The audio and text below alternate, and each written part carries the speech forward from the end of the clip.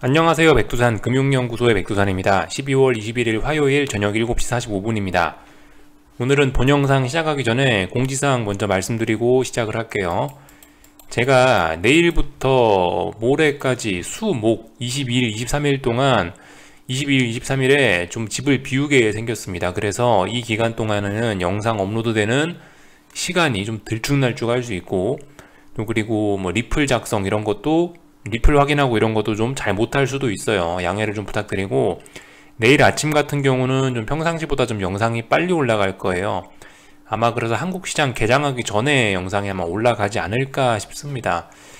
하여튼 요 정도가 지금 제가 말씀드릴 수 있는 사항이고, 하여튼 집을 비우긴 비우는데 이후의 스케줄은 뭐 저도 자세히는 잘 모르겠어요. 이게 제 의지대로 움직일 수 있는 그런 스케줄들이 아니라서, 하여튼 가서 아무튼 틈틈이 핸드폰으로 아마 영상 올리지 않을까 싶긴 합니다. 그래서 좀 세로로 된 화면을 보실 가능성이 높다는 거 좀 양해 좀 부탁드리겠습니다. 하여튼 제가 뭐 놀러 가는 게 아니고요. 하여튼 평상시에 한가한 사람인데 이게 이상하게 바쁜 일들이 겹치는 때가 있죠. 내 의지와 상관없이. 제가 딱 지금 그런 때입니다. 제 의지와 상관없이 바쁜 일들이 하필이면 지금 겹쳤어요. 그리고 내일 모레 좀 바쁠 예정입니다. 그래서 영상 업로드 좀 시간이 좀 그럴 수 있다 말씀드리고요. 하여튼 그 올해 같은 경우는 정말 그 빨간 날이 없이 빽빽하게 정말 아무튼 달력이 꽉 차 있다는 생각이 듭니다. 예전 같으면 크리스마스고 뭐고 해서 좀 쉬었을 텐데 올해는 아무튼 빡빡하게 연말까지, 연말 하루 쉬죠. 연말 하루 쉬고 아무튼 계속 한국 시장은 열립니다. 중간에 미국은 문 닫을지 몰라도 한국은 계속해요. 참 하여튼 피곤한 나라가 아닐까 싶습니다. 정말 피곤한 나라라고 할 수 있을 것 같아요.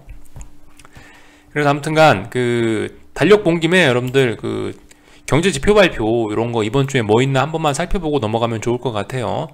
사실 특별한 거 없고요. 이번 주에는 저기 목요일 날 밤에 미국에서 발표되는 경제 지표들이 조금 중요할 것 같아요. 요것만 살펴보시면 될 것 같습니다. 아시다시피 요거 이니셜 잡리스 클레임 신규 실업수당 청구 건수 나오고요. 그리고 뭐 여기 뭐 주택 판매 뭐 이런 것도 있는데 이런 건 솔직히 별로 안 중요할 것 같고, PCE 그죠? 프라이스 인덱스잖아요. 이거 인플레 관련해서 이런 지표들이 더 중요할 것 같다라는 생각이 듭니다. 목요일 날에는 이 고용 지표하고 물가 지표 두 개 발표되는 거 좀 주목하면은 좋을 것 같다라는 이야기 드리고요. 미국 같은 경우는 보시다시피 금요일 날 몽땅 다 쉬는데 한국은 꾸역꾸역 장을 여네요. 그죠? 하여튼 참 피곤하게 되었습니다. 그래서 이런 점들 증시 일정 한번 체크해 보셨으면 좋겠고요. 오늘 이제 있었던 일들 좀 간단하게 좀 짚고 넘어가 보도록 하겠습니다. 일단은 미국 주식시장 하락에도 불구하고 오늘 뭐 유럽과 아시아 전반적으로 다 반등세가 이어졌습니다. 일단은 제 생각엔 뭐 선반영 이렇게 표현을 하면 딱 맞지 않을까 싶어요. 일단 표면적으로 보이는 건 선반영 그런 식으로 이야기할 수 있지 않을까 싶다고요. 그러니까 이 미국에서 어제 부양책이 조맨친 때문에 부양책이 틀어질 수 있다라는 이야기 나왔죠. 근데 이제 그것 때문에 사실 유럽과 아시아가 먼저 하락하긴 했었습니다. 그래서 선반영 돼서 올라왔나라는 생각도 일단 들긴 들고요. 조금 더 자세히 안 그래도 어떤 분이 리플에 말씀해 주셔서 기사를 찾아보니까 이런 것도 있긴 있더라고요. 어디 갔더라? 조맨친이 또 어젯밤에 무슨 뭐라 했대요. 몽땅 다 부양책을 없애는 게 아니고 뭐 1조 달러 이상의 법안은 수용할 것이다 라고 이렇게 약간 좀 발을 뺀 듯한 모습이에요. 조맨친이 뭐 발을 빼면서 낙폭을 줄였다라고 하고 있는데 어쨌든 이런 점들도 주식시장에 영향을 미쳐서 반등세에 영향을 미쳤겠죠. 그죠? 이 정도로 살펴볼 수 있을 것 같아요. 또 한편으로는 이렇게 반등한 것은 뭐겠어요. 제 생각엔 월말 윈도우 드레싱의 영향도 제법 크다라고 생각을 합니다. 말씀드렸다시피 지금은 월말 뿐만이 아니고 12월의 종가가 연봉을 마무리하는 것이기 때문에 그죠? 중요하겠죠. 그래서 너무 지나친 급락이나 급등은 어렵지 않겠느냐라는 식으로 좀 이야기를 드렸는데, 아무튼 이렇게 반등을 전반적으로 다 하고 있다라는 거, 이런저런 이유에서 반등을 하고 있다라는 점이 일단 뭐 눈에 띕니다. 참고로 이 기사들 같은 경우에는 좀 한 번쯤 읽어보시면 좋을 것 같긴 하고요. 저는 사실 이 기사를 들고 나온 게 김현석의 월스트리트 나온데, 뭐 조맨친의 이야기를 언급하려고 이 기사를 갖고 나온 건 아니고 사실 이 그림이 정말 인상 깊어서 갖고 나왔는데요. 이거 여러분들 한번 좀 생각을 해보자는 거죠. 정말 정말 그 재밌는 그림이지만 이 그림 하나에 22년도를 내년을 맞이할 투자자들의 고민이 잘 담겨 있다라고 생각해요. 2022년에 어디에 투자할 거냐? A. 더럽게 비싼 더럽게 비싼 S&P 지수. B.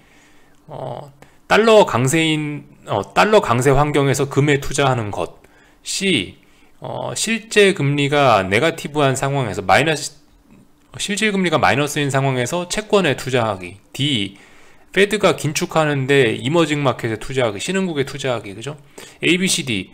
뭘 골라야 될까요? 정말 깝깝하지 않습니까? 그죠? 물론 뭐 저의 번역이 좀 어설펐을 수도 있는데 어쨌든 대략적으로 어떤 그 뉘앙스는 전달해 드렸다고 생각을 하고요. 한번 고민해 볼 만한 문제들인 것 같아요. 정말 잘 어떤 고민들이 담겨 있어요. 주식시장이 더럽게 비싸다. 뭐 이머징은 연준의 긴축 때문에 어렵고 이런 점들. 여러분들 요즘에 제가 금 이야기도 잘 안 하죠. 금 이야기를 안 한 지가 좀 오래됐는데 금 같은 경우 이야기를 제가 왜 안 하냐면 요즘에 이게 그 금에 투자할 포인트를 제가 잘 못 찾겠어서 말씀을 안 드리는 겁니다. 금값 같은 경우는 다양한 요인들에 의해서 움직일 수 있겠는데 뭐 예를 들면은 달러, 그죠? 달러 가치, 달러가 강하면은 금값은 떨어질 거고 달러가 약하면 금값은 오르는 경향이 있겠죠. 뭐 이런 점들도 있을 수 있고요. 또 금값이 어떤 측면으로 움직일까요? 안전자산으로 분류되지 않습니까? 금이. 그러니까 안전자산 온오프의 개념에서 움직이기도 하고요. 뭐 대략적으로 뭐 이 정도? 또 그리고 뭐 인플레이션과 관련된 뭐 인플레이션 대비 자산으로서의 뭐 금 이런 것도 있긴 있는데 아무튼 복합적인 재료들을 갖고 움직이는데 이러한 재료들이 1번, 2번, 3번 뭐 이러한 것들이 각각 서로 다른 방향을 가리키고 있거든요. 뭐 예를 들어서 여기 있는 뭐 이런 재료 뭐 대략적으로 3개가 있다 치는데 뭐 3개 다 위쪽을 가리키면은 자신 있게 금을 위쪽으로 베팅하면 되겠죠. 셋 다 아래쪽을 베팅하면 강하게 아래쪽으로 베팅하면 될 거고요. 근데 아무튼 지금은 이 각각의 이 요소들이 방향성이 좀 애매하다라는 겁니다. 그래서 요즘 금에 관련돼서는 뭐 투자 포인트가 좀 잘 안 보여서 아예 어떤 말씀을 아예 안 드리고 있는 상황이에요. 실제적으로 이 금값을 한번 보면은 그렇다라는 거죠. 그게 1년 내내 박스권이에요. 1년 내내 박스권. 아마 저의 이런 생각들을 다 같이 하고 있으니까 이런 모습들이 나타나는 것 같아요. 그죠? 다들 눈치만 보고 있습니다. 네, 그래서 하여튼 뭐 금 같은 경우엔 요즘 말씀 안 드린 이유가 그런 거다. 뭐 이 정도 이야기를 좀 드렸고요. 하여튼 이 그림이 정말 많은 것을 담고 있는 것 같아서 요걸 좀 한번 보여드리려고 이 기사를 갖고 나왔다. 이 정도 말씀 드리겠습니다. 하여튼 그래서 뭐 이래저래 핑계를 대고 주식시장들이 반등했다라는 거를 확인을 할 수가 있겠고요. 근데 어쨌든 뭐 그렇다라고 해서 뭐 지금 단기 하락 추세가 끝나고 뭐 이런 것도 아니기 때문에 제가 뭐 딱히 지금 상황에서 뭐 드릴 말씀은 없어요. 연말이고 그리고 다들 아마 제가 봤을 때는 이제 슬슬 그 다들 연말 휴가 간다고 그 펀드 매니저들 다들 이제 놀러 갔거든요. 그래서 안 그래도 연말쯤 되면 이렇게 마지막 주 근처쯤 되면은 거래량들도 좀 줄어들고 좀 이런 경향들이 좀 있긴 합니다. 그래서 아마 제 생각엔 뭐 들었다 놨다 하지만 결과적으로 올 연말까지는 대충 제자리 뭐 거의 뭐 어떤 뭐 횡보성 흐름 요런 식으로 끝나지 않을까 싶긴 해요. 뭐 물론 그 와중에도 모두가 횡보를 기대하면 또 폭락을 하거나 폭등을 하거나 할 수도 있겠죠. 아무튼 근데 일단 연말까지 뭐 쉬는 날들도 연휴도 좀 껴있고 하니까 별일 없이 넘어가겠지 싶은 생각 정도를 하면서 일단 구경을 해보고 있습니다. 오늘 한국 주식시장도 그런 측면에서 보고 있는데요. 사실 딱히 그렇게 뭐 제가 드릴 말씀이 없습니다. 오늘도 좁은 박스권 안에 와 있고 어제 급하게 붕괴시켰던 392자리 뭐 오늘도 회복하지 못한 거고 아무튼 어제 나온 장대음봉 안에서 어제 나온 장대음봉 내에서 놀았죠. 하루 종일 고점과 저점 내용 보시면 고점과 저점이 계속 아무튼 이 안에 와 있죠. 그러니까 이게 뭐 방향성이 이게 뭐 앞으로 이제 무조건 이제 오르냐, 오늘까지 뭐 이 거래일 동안 지켰으니까 무조건 오르냐, 뭐 아니면 무조건 빠지냐, 뭐라 말씀을 드릴 수가 없는 그런 상황이에요. 그래서 아무튼 뭐 이런 박스권 안에 횡보하고 있는데 제가 여기서 무슨 말씀을 딱히 드릴 말씀이 없는 거죠. 아마 제 생각에 이러면서 이제 옵션들이나 죽여버리지 않을까 싶은 생각이 좀 개인적으로 좀 들긴 드네요. 오늘까지 이렇게 막 변동성이 살아날 수도 있었는데 보시다시피 이렇게 풋옵션을 또 밟아버리는 걸 보면은 아, 얘네가 딱히 어떤 연말이라서 의지가 없다라는 생각도 좀 들긴 하고요. 그래서 아무튼 풋옵션들은 중요한 게 결과적으로 이 자리들을 깨냐 지키느냐가 중요합니다. 이 자리들 싸움들 잘 보시면 될 것 같고요. 콜옵션들은 뭐 이미 축축축 처지기 시작했으니까 뭐 일단 딱히 뭐 드릴 말씀 없고요. 오늘 살아났다라고 해서 뭐 오늘 뭐 이렇게 상승 마감했다라고 해서 무조건 살아난다? 아직 그렇게 이야기하기는 어렵거든요. 좀 더 지켜봐야 될 것 같고요. 하여튼 마이크론 마이크론의 실적 핑계로 해서 삼성전자는 뭐 신나게 올랐으니까 아 여기 전고점 부근 78,300원 부근에 매물을 또 소화하고 있구나라고 생각할 수 있긴 있는데 아무튼 아직까지 이런 저항을 넘어간 건 아니니까 넘어갈 것처럼 하고는 있지만 일단 뭐 지켜봐야 되겠다라는 거죠. 솔직히 한국장이고 미국장이고 딱히 아무런 뭐 이야기를 뭐 드릴 만한 게 없어요. 움직임이 특별한 게 없어 가지고요. 이슈에 관련된 설명들은 이제 지난주에 다 드렸던 거고 글쎄요. 하여튼 그래서 제가 이틀 동안 집을 비우긴 비우는데 그럼에도 불구하고 딱히 뭐 여러분들께 무슨 갑자기 새로운 이슈가 등장하지 않는 한은 특별히 뭐 말씀드릴 게 없을 것 같다는 생각은 듭니다. 그죠? 그래서 하여튼 뭐 코스닥 시장 오늘 마저 보자면은 241선 중요한 자리다라고 말씀드렸죠. 241선 딱 터치하고 일단 올라가네요. 이거 붕괴되면은 뭐 물량을 더 잡거나 무게중심이 아래쪽으로 쏠렸다라고 이야기할 수 있겠는데 아직까지 뭐 이런 모습들 보이고 있으니까 그죠? 아무튼 요 위에서 잡으셨던 분들 계속 그냥 홀딩 하는 거예요. 요즘 아무튼 주식시장이 전반적으로 다 할 말이 없어요. 특히 한국은 할 말이 없어요. 계속 옆으로 박스권인데 넘어갈 것처럼 하면 안 넘어가고 그죠? 폭락할 것처럼 하면 폭락 안 하고 이러고 있기 때문에 저도 뭐 딱히 드릴 말씀이 없고 하여튼 기존의 포지션들을 뭐 어떻게 변경시키거나 이럴 때는 아닌 것 같아요. 그냥 가만히 있으면 될 것 같습니다. 코스피도 코스닥도 둘 다 그런 것 같아요. 둘 다 그렇고 다만 이제 이런 상황에서 뭔가 그래도 뚜렷한 방향성 같은 걸 보이는 건 원달러 환율인 것 같다. 요 정도만 체크하면 될 것 같습니다. 원달러 환율은 오늘도 짜불짜불 잘 올라가서 1193원 근처까지 올라갔네요. 그죠? 하여튼 1200원이 저항입니다. 이런 점들 살펴보면 될 것 같고요. 하여튼 뭐 더는 한국장 딱히 드릴 말씀이 없네요. 위안화 이런 것도 한 번씩 좀 체크들 하시고요. 아무튼 오늘 밤에 뭐 미국장 관련된 이야기도 사실 오늘 아침에 이미 다 드리긴 했거든요. 이 S&P하고 나스닥이 둘 다 중요한 자리라고 말씀드렸죠. 여기 어딘가가 중요한 자리다. 그러니까 어제 급락을 했으니까 이 부분에 뭐 다시 뭔가 어떤 테스트를 하지 않겠느냐라는 것입니다.